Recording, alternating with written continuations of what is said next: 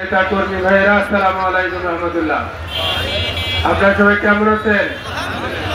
আলহামদুলিল্লাহ। আমরা দীর্ঘক্ষণ ধরে বক্তব্য শুনছি, যিনি শোনার ব্যবস্থা করে দিলেন সেই মহান মাহবুদের দরবারে শুকর আদায় করি। সবাই বলি আলহামদুলিল্লাহ। রাসূলের প্রতি দরুদ ও সালাম সবাই বলি সাল্লাল্লাহু আলাইহি সাল্লাম।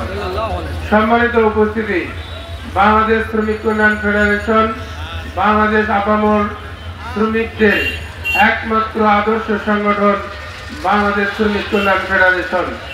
আপনারা জানেন, আওয়ামী সরকার এই বাংলাদেশে শোষণ করেছে, প্রত্যেকটি রন্ধে রন্ধে চাঁদা নির্ধারণ করে গেছেন। আমরা মনে করছি যারা নির্ধারণ করে চলে গেছে, আমরা এই নির্ধারিত চাঁদা আর কমাতে চাচ্ছি না, শুধুমাত্র নামটা পরিবর্তন করে খেতে চাই।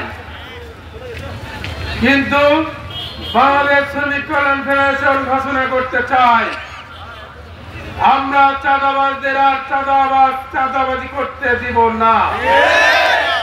আমরা ঘোষণা করতে চাই, চাঁদা উঠে গেছে, চাঁদাবাজরা উঠে গেছে, চাঁদাবাজরা এই দেশ ছেড়ে ভারতে পালিয়েছে, সেই চাঁদা প্রতিষ্ঠিত হতে পারে না। সম্মানিত উপস্থিতি, যারা চাঁদা খাওয়ার আশায় কমিটি করে, আমরা তাদেরকে বলতে চাই, শ্রমিক কল্যাণ ফেডারেশন যে কমিটি করেছে ওই সকল চাঁদাবাজদের চাঁদা বন্ধ করার কমিটি। ঠিক বলছি কিনা বলেন? আপনারা কি চাঁদাবাজের পক্ষে? ঈশ্বরের কথা বলেন না। চাঁদাবাজের পক্ষে? যে চাঁদাবাজ যেভাবে চালু ছিল, এক গ্রুপ চলে গেছে, আর এক গ্রুপ এসে সেটাকে নিয়ন্ত্রণ করবে। চাঁদার মতো চাঁদাই থাকবে, কিন্তু লোকের পরিবর্তন হবে। আমরা এই কাজ করার জন্য বাংলাদেশ শ্রমিক কল্যাণ ফেডারেশন করি না। এই সরকারের বিরুদ্ধে আল্লাহর কাছে রাতের অন্ধকারে জায়নামাজে দাঁড়িয়ে বিচার দিয়েছে অনেক সন্তান হারা মা, অনেক সন্তান হারা পিতা, অনেক পিতা মাতা হারা ওই এতিম সন্তানরা রাতের অন্ধকারে জায়নামাজে দাঁড়িয়ে এই সরকারের পতনের দাবিতে আল্লাহর সাহায্য চেয়েছে।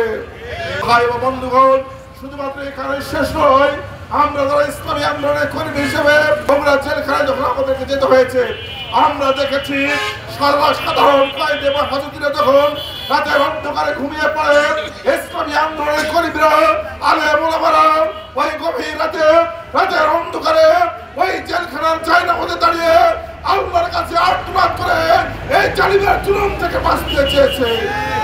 যার ধারাবাহিকতায় আল্লাহর পক্ষ থেকে সাহায্য এসেছে, যে সাহায্যের কারণে শহীদ আবু সাইদ মুগ্ধ ওয়াসিমের নেতৃত্বে বাংলাদেশে আন্দোলন শুরু হয়েছে। এই আন্দোলন রাজপথে তীব্র থেকে তীব্রতর হয়েছে। এই আন্দোলনে বাংলাদেশের আবহাওয়ার ছাত্র জনতা পুরুষ মহিলা সবাই অংশগ্রহণ করে গণ আন্দোলন করে গণ বিস্ফোরণ ঘটিয়েছে। এই স্বৈরাচারী সরকার শেখ হাসিনা বাংলাদেশ থেকে পালিয়ে যেতে বাধ্য হয়েছে। বন্ধুরা আমার,